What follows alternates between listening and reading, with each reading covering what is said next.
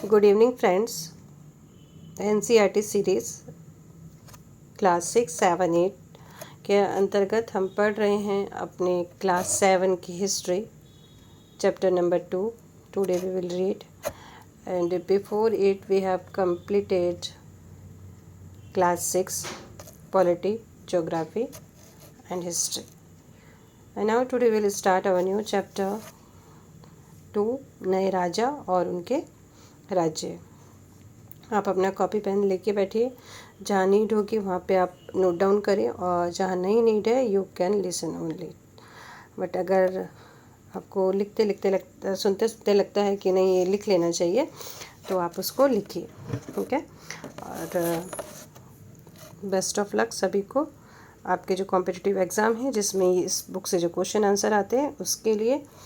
And thank you, जो भी ये वीडियो देखते हैं उनको बहुत बहुत थैंक्स। चलिए स्टार्ट करते हैं, क्योंकि टाइम 9 बज चुका है, लेट हो जाता है, पर don't worry. I think morning में तो आप लोग देख लेते होंगे, और अगर आपको लगता है कि आपके फ्रेंड के लिए ये बेनिफिट है, तो ये नहीं सोचना चाहिए फ्रेंड हमारा हमसे आगे हो जाएगा। कोऑपरेट करके चलते हैं हम लोग समाज में, और करना भी चाहिए। चलिए स्टार्ट करते हैं। नए राजा और उनके राज्य। 7वीं शताब्दी के बाद कई राजवंशों का उदय हुआ। मानचित्र 1 में उपमहाद्वीप के विभिन्न हिस्सों में 7वीं से 12वीं शताब्दी के बीच शासन करने वाले प्रमुख राजवंशों को दिखाया है। ये जो हमारे जो प्रमुख राजवंश थे, इसमें थे गुर्जर प्रतिहार, राष्ट्रकूट, पाल, चोल और चाहमानो यानी चौहान, जो पृथ्वीराज चौहान का आपने नाम सुना है वही, ठीक है। तो ये मैप है, मैप के आपको अंतर्गत ये सारा चीज़ें दिखाया गया है। ये हमारा 12वीं शताब्दी से शुरू हो रहा है। अब हमारे नए राजवंशों का उदय। 7वीं सदी आते आते उपमहाद्वीप के विभिन्न भागों में बड़े भूस्वामी और योद्धा सरदार अस्तित्व में आ चुके थे। राजा लोग प्राय उन्हें अपने मातहत या सामंत के रूप में चुनते थे, ठीक है। सामंत एक तरीके से मंत्री ही समझ लीजिए। उनसे उम्मीद की जाती थी कि वे राजा या स्वामी के लिए उपहार लाएं, उनके दरबार में हाजिरी लगाएं और उन्हें सैन्य सहायता प्रदान करें। टोटल मिला के उनको सपोर्ट की ज़रूरत थी, तो ये सपोर्टिंग का काम करते थे। अधिक सत्ता और संपदा हासिल करने पर सामंत अपने आप को महासामंत, महामंडलेश्वर यानी कि पूरे मंडल का स्वामी मानते थे। कभी कभी वे अपने स्वामी के आधिपत्य से स्वतंत्र हो जाने का भी दावा करते थे, यानी कि वो कहते थे कि हम आपके गुलाम बन के नहीं रहेंगे, यानी कि जैसा आप चाहते हैं हम वैसा नहीं करेंगे। इस तरह का एक उदाहरण दक्कन में राष्ट्रकूटों का था। शुरुआत में वे कर्नाटक के चालुक्य राजाओं के अधीनस्थ थे।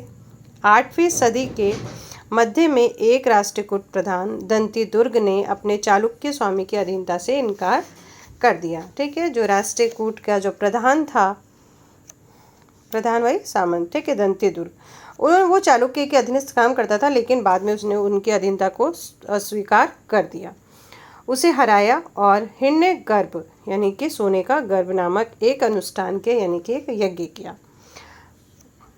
जब यह अनुष्ठान ब्राह्मणों की सहायता से संपन्न किया जाता था, तो ये माना जाता था इसमें याचक एक ही चीज़ है। जन्मना क्षत्रिय न होते हुए भी क्षत्रिय के रूप में दोबारा क्षत्रियत्व प्राप्त कर लेगा, यानी कि अगर वो क्षत्रिय कुल में उसने जन्म नहीं लिया है तो भी वो क्षत्रिय माना जाएगा इस यज्ञ को करने के बाद। तो ये जो यज्ञ नेम है अभी तक तो आया नहीं, बट आप इसको ध्यान में रख लीजिए। इस यज्ञ का नाम है हिरण्य गर्भ, ठीक है। चलिए इसको देख लेते हैं, इस पिक्चर को, और समझ लेते हैं। इसमें विष्णु को नरसिंह अर्थात पुरुष सिंह के रूप में दिखलाया गया है। राष्ट्रकूट काल की कृति है ये, ठीक है। इस पिक्चर में भगवान विष्णु को नरसिंह रूप में दिखाया गया है। अब आया हमारे राज्यों में प्रशासन।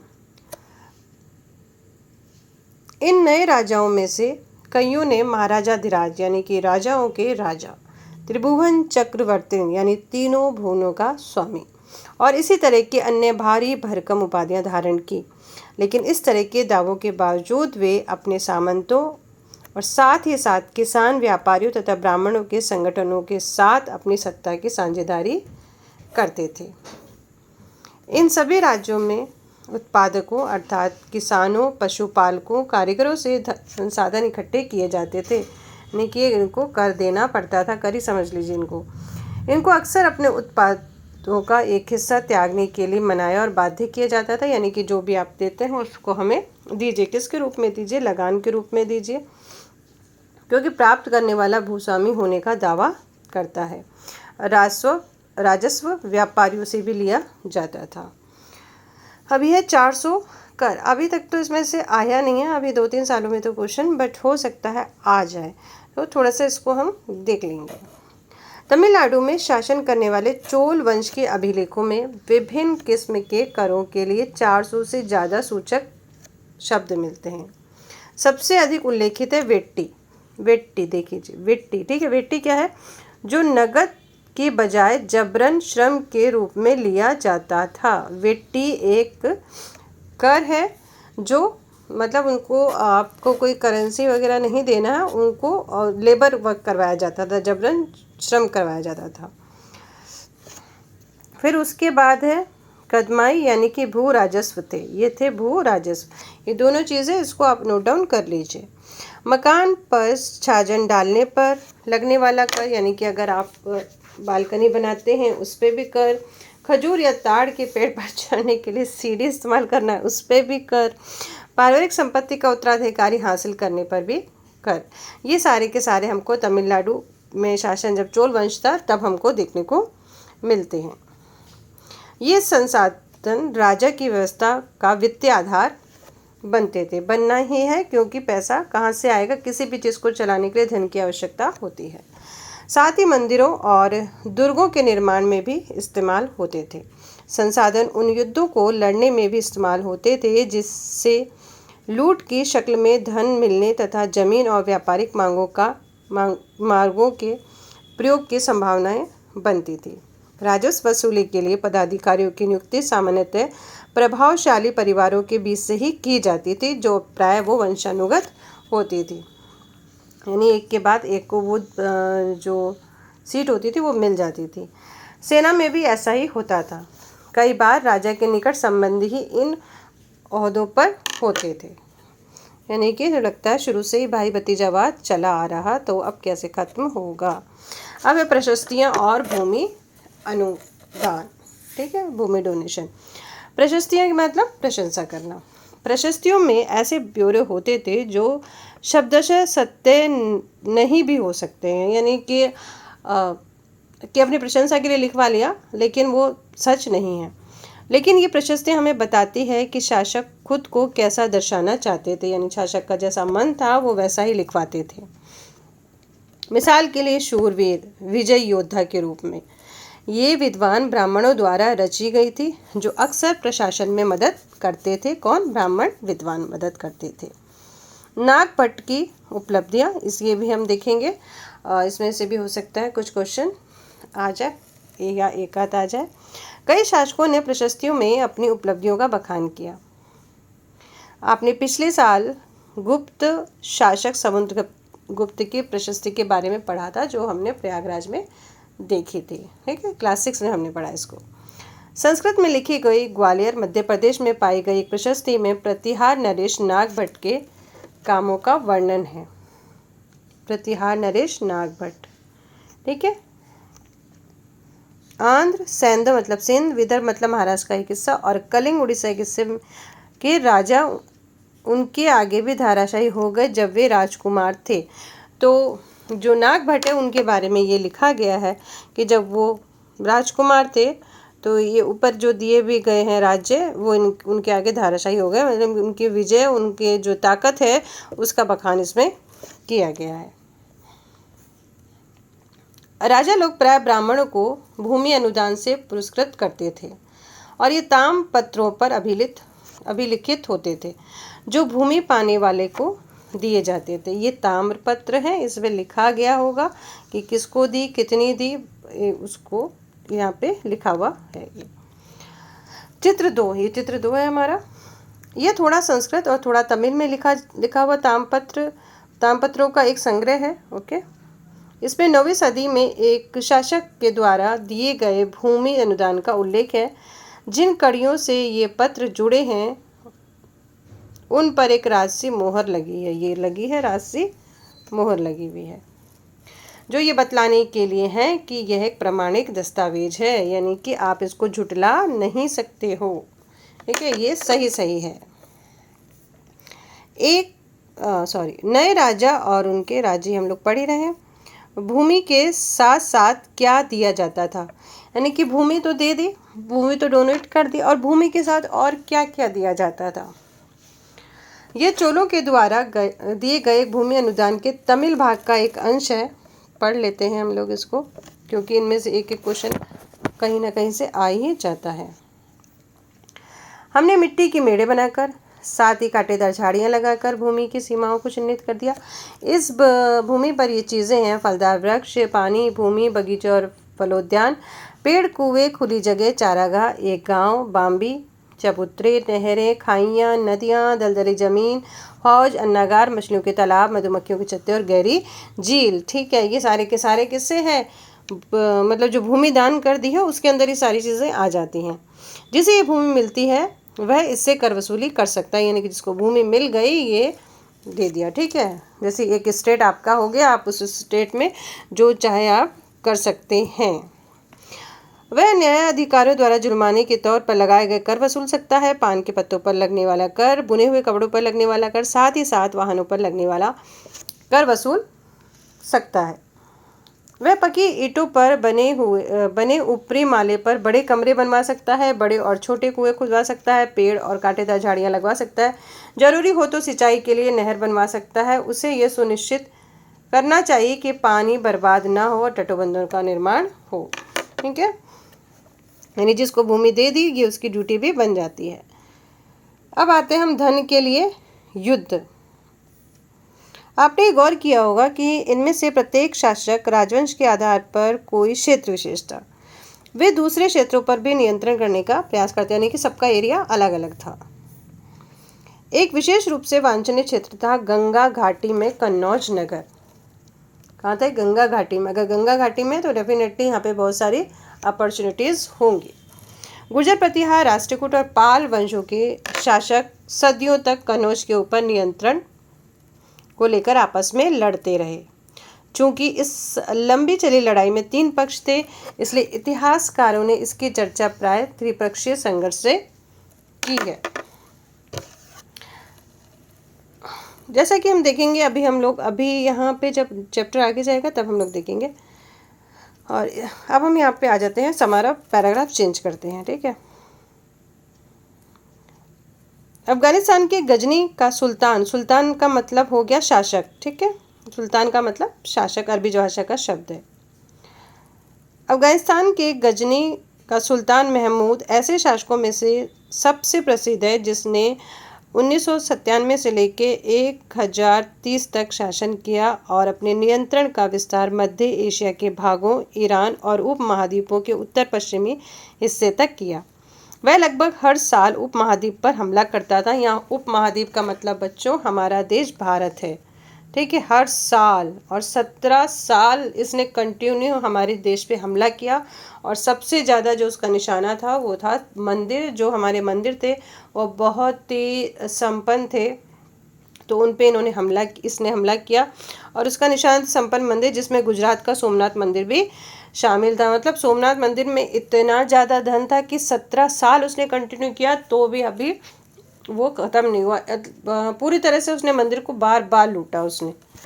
महमूद जो धन उठा ले गया उसका बहुत बड़ा हिस्सा गजनी में एक वैभवशाली राजधानी के निर्माण में खर्च हुआ। सोचिए जरा कितना पैसा होगा उस टाइम, कितना सोना चांदी जो भी था होगा। मतलब वैभवशाली राजधानी ही बना दी उसने इतना हमारे पैसों से। सुल्तान महमूद अपने द्वारा जीते गए लोगों के बारे में भी कई बातें जानना चाहता था और उसने अल बरूनी नामक एक विद्वान को इस महाद्वीप का लेखा जोखा लिखने का काम सौंपा। किसको? अल बरूनी को। उपमहाद्वीप मतलब भारत का। अरबी में लिखी गई उसकी कृति किताब अल हिंद आज भी इतिहासकारों के लिए एक महत्वपूर्ण स्रोत है। अल बरूनी ने इसे तैयार करने के लिए संस्कृत विद्वानों से परामर्श किया।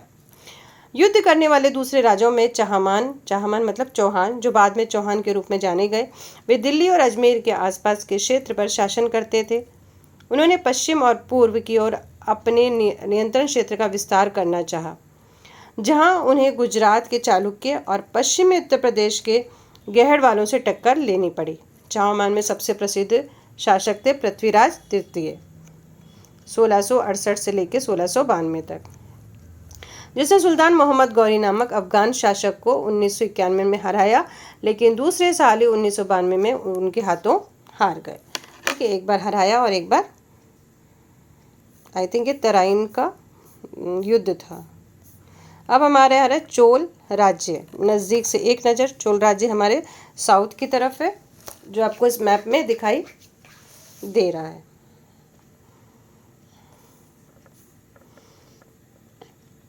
उरेयूर से तंजावुर। ठीक है, चोल वंश सत्ता में कैसे आया? कावेरी डेल्टा में मुट्टियार नामक एक प्रसिद्ध छोटे से मुखिया परिवार की सत्ता थी। वे कांचीपुरम के पल्लव राजाओं के महातत थे। महातत मतलब वही सामंत थे।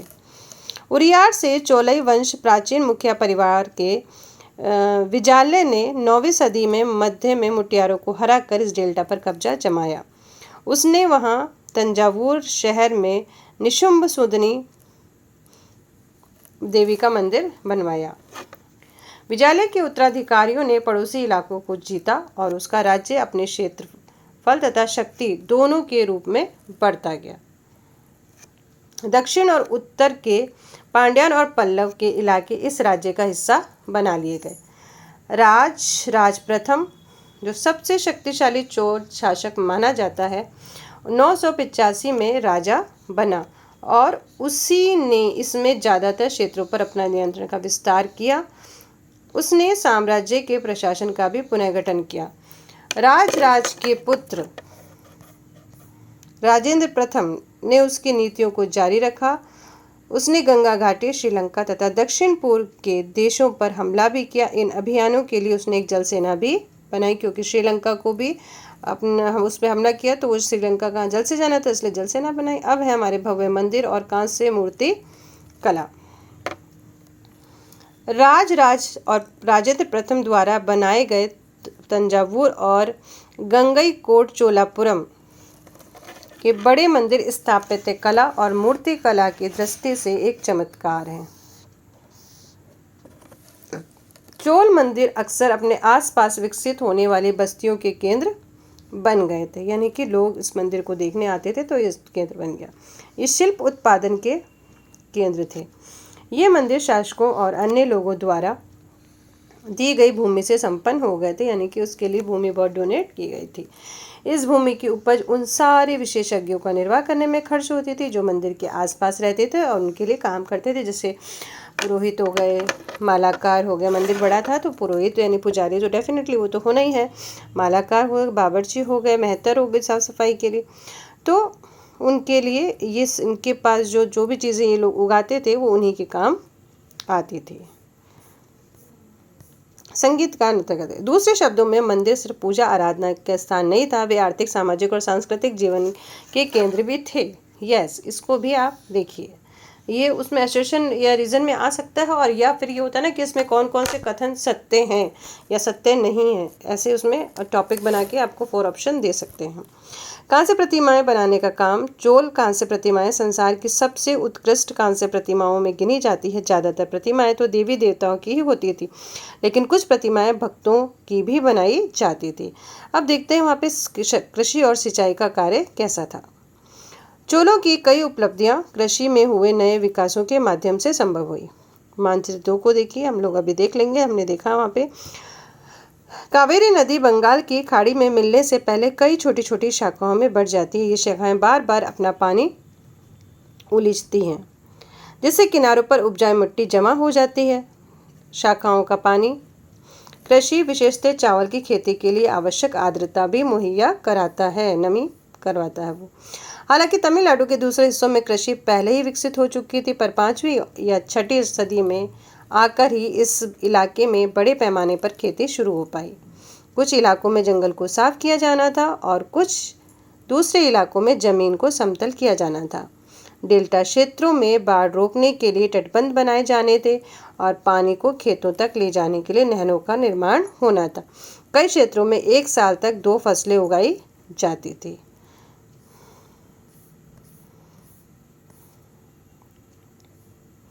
अब ये पिक्चर जो आपको दिखाई दे रहा है ये क्या है, देखिए ये है 9वीं शताब्दी का तमिलनाडु का एक जलद्वार यानी कि हौज। ठीक है, हौज से नदी की शाखाओं का पानी प्रवाह को इसके जरिए नियंत्रित किया जाता था। ठीक है, जैसे अब डैम वगैरह बन गया ना, तो पहले ऐसे होता था। कई जगहों पर फसलों की सिंचाई कृत्रिम रूप से करना जरूरी था। सिंचाई के लिए कई पद्धतियां अपनाई जाती थी। कुछ इलाकों में कुएं खोदे गए, कुछ अन्य जगहों में बारिश के पानी को इकट्ठा करने के लिए विशाल सरोवर बनाए गए। और सिंचाई के काम में योजना की ज़रूरत होती है, जैसे श्रम संसाधनों की व्यवस्था करना, इन कामों की देखरेख करना और ये तय करना कि पानी का बंटवारा कैसे किया जाए। ज़्यादातर नए शासकों साथ ही साथ गांव में रहने वाले लोगों ने इन गतियों में सक्रिय रूप से दिलचस्पी दिखाई, क्योंकि गांव सबका है। अब वहाँ का साम्राज्य प्रशासन, यह जो हम पढ़ रहे हैं ये सारा हम चोल वंश का पढ़ रहे हैं। प्रशासन किस प्रकार संगठित था? किसानों की बस्तियां जो उर कहलाती थी, ध्यान रखिएगा किसानों की बस्तियां, और ये मैचेट में आ सकता है आपका, संचित खेती के साथ बहुत समृद्ध हो गई। इस तरह के गांव के समूह को नाडु कहा जाता था। गांव के समूह को नाडु और किसानों की बस्तियों को उर, ध्यान रखिएगा किसानों की बस्तियां उर और गांव के समूह को नाडु। ग्राम परिषद और नाडु न्याय करने और कर वसूलने जैसे प्रशासनिक कार्य करते थे। वेल्लाल, ठीक है, ये थे धनी किसान। ठीक है, वेल्लाल कौन थे? धनी किसान। केंद्रीय चोल सरकार की देखरेख में नाडु के कामकाज में अच्छा खासा नियंत्रण हासिल था। उनमें से कई धनी भूस्वामियों को चोल राजाओं ने सम्मान के रूप में मूवेंद वेलन का मतलब है 3 राजाओं को अपनी सेवा प्रदान करने वाला वेलन या किसान। तो उनको कौन सी उपाधि थी? अरियार यानी प्रधान। ठीक है, ये चीज़ें ये मैचिट में आ सकता है आपका। ऐसी उपाधियां दी और उन्हें केंद्र में महत्वपूर्ण राजकीय पद सौंपे। अब ये भूमि के प्रकार। अब भूमियाँ जो दान दी जाती थी और जो दान देने के प्रकार थे, यानी कि कौन सी भूमि, जैसे मान लीजिए हमने मंदिर को दान दे दी भूमि, तो वो मंदिर की हो गई, है ना। और अगर आपको हम घर के लिए दे रहे हैं तो वो आपके घर के लिए हो गई, यूज़ के, यानी कि जिस यूज़ के लिए भूमि दी जाती थी उसका नाम होता था। ठीक है, अब चोल डोनेट कर रहे हैं अपना जो भूमि है उसको डोनेट कर रहे हैं, अनुदान कर रहे हैं उसका। तो सबसे पहले है वेलन वगाई। ठीक है, वेलन वगाई क्या थी? गैर ब्राह्मण किसान स्वामी की भूमि। ठीक है, ब्राह्मण नहीं थे, किसान थे, उनकी भूमि। ब्रह्मदे मतलब ब्राह्मणों को उपहार में दी गई भूमि। शालाभोग मतलब किसी विद्यालय के रखरखाव के लिए दी गई भूमि। देवदान मतलब मंदिरों के उपहार में दी गई भूमि। और पल्ली चंदम और जैन संस्थानों को दी गई भूमि, इसको भी आप देख लेंगे, ये भी हो सकता है आ जाए। ठीक है, भूमि के प्रकार। हमने देखा कि ब्राह्मणों को समय समय पर भूमि अनुदान या ब्रह्मदेव प्राप्त हुआ। परिणाम स्वरूप कावेरी घाटी और दक्षिण भारत के दूसरे हिस्सों में ढेरों ब्राह्मण बस्तियां अस्तित्व में आई। प्रत्येक ब्रह्मदेव की देख रेख प्रमुख ब्राह्मण भूस्वामियों की एक सभा द्वारा की जाती थी।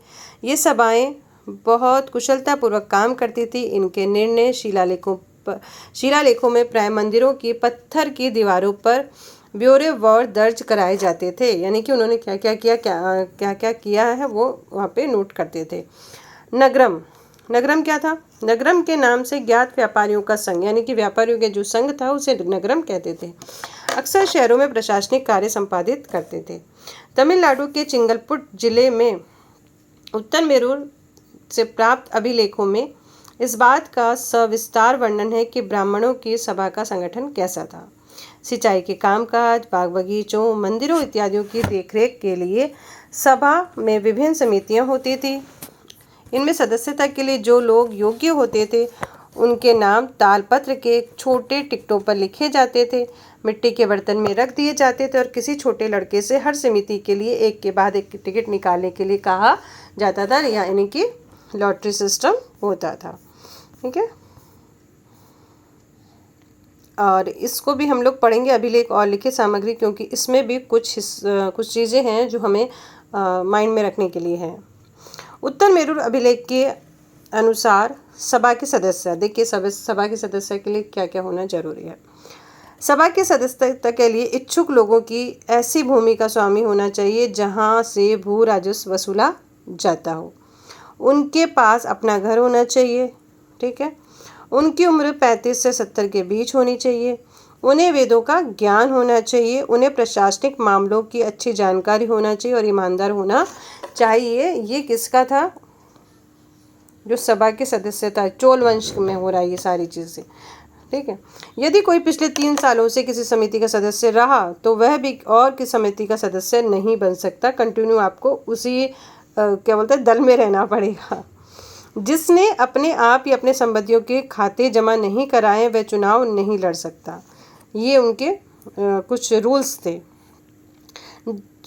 अभिलेखों में राजाओं और शक्ति संपन्न पुरुषों के बारे में तो जानकारी मिलती है, लेकिन यह जानना खास मुश्किल है कि साधारण मर्दों और औरतों का जीवन इस राज्य में कैसा था। 12वीं शताब्दी की तमिल कृति पेरियापुरम से एक उद्धरण, ये याद रखिएगा बेटा, ये आता है पेरिया पूर्णम, ये आता है। इसमें क्या है, इसमें देखिए आप क्या है, एक क्वेश्चन आता है और बस यही पूछा जाता है। अडनूर की सरहदों पर फूस की पुरानी छाजन वाली छोटी छोटी झोपड़ियों से अटा पड़ा पुलाया एक ऐसा समूह है जिसे ब्राह्मण और वेलाल प्रतिष्ठित समाज के बाहर मानते थे। ठीक है, यह एक छोटा सा पुरवा था जिसमें ओछे किस्म के पेशों में लगे खेतीहर मजदूर रहते थे। चमड़े की पट्टियों से घिरे हुए झोंपड़ियों के अहातों में छोटे मुर्गे मुर्गी के झुंड घूमते रहते थे। गहरे रंग के बच्चे जो काले लोहे के कंगन पहनते थे छोटे पिल्लों को उठाए उछलते चल रहे थे। मारुत पेड़ों की छाया में मजदूरनी ने अपने बच्चों को चमड़े की एक चादर पर सुला दिया। आम के पेड़ भी थे जिनकी शाखाओं पर नगाड़े लटके हुए थे। नारियल के पेड़ों के नीचे जमीन में बने छोटे गड्ढों में छोटे सिरों वाली कुतिया पिल्लों को दूध पिलाने के बाद लेटी हुई थी। लाल कलगी वाले मुर्गी ने पो पटने से पहले ही तगड़े पुले बिहार यानी पुलाय का प्रवचन को दिन से काम करने पर जाने की हाँकते हुए भाग दी। धान कूटती लहरदारी बागों वाली पुलाया स्त्री। तो इसमें किसमें क्या पेरियापुरम में क्या था? साधारण लोगों के जीवन के बारे में बताया है। पेरियापुरम में क्या बताया? साधारण लोगों के जीवन के बारे में बताया है। कहाँ के? तमिलनाडु, है ना, ये था शायद। अब है तांग वंश के युग का चीन, यानी कि हमारे यहाँ पे जब ये नए राजा और राज्य उदय हो रहे थे तो चीन में भी कुछ ऐसा ही कुछ हो रहा था। चीन में, हालांकि इसमें से आता नहीं, फिर भी ठीक है देख लेते हैं। चीन में तांग राजवंश के तहत एक साम्राज्य स्थापित हुआ जो लगभग 300 वर्षों तक 7वीं से 10वीं शताब्दी तक सत्ता में रहा। इसकी राजधानी शियान दुनिया की सबसे बड़े नगरों में से एक थी जहाँ तुर्की, ईरानी, भारतीय, जापानी और कोरियाई आया जाया करते थे। तांग साम्राज्य परीक्षा के माध्यम से नियुक्त की गई नौकरशाही द्वारा प्रशासित होता था। इन परीक्षाओं में हर इच्छुक व्यक्ति बैठ सकता था। अधिकारियों के चयन के लिए व्यवस्था कुछ बदलाव के साथ 1911 तक कायम रही। ठीक है, और जैसे IAS PCS के एग्ज़ाम होते तो वैसे ये एग्ज़ाम होते थे। तो हमारा ये चैप्टर यहाँ पे फिनिश हुआ। इसमें कुछ पॉइंट थे जिसको हमने हाईलाइट कर लिया है और आप भी अपनी कॉपी में राइट डाउन कर लीजिए। देखिए यहाँ जोड़े बनाने को यहाँ पे दिया गया है, तो इस तरह से आ सकते हैं, कुछ भी आ सकता है, बस आपको क्या करना है, रेडी रहना है। ठीक है, okay, good night, take care.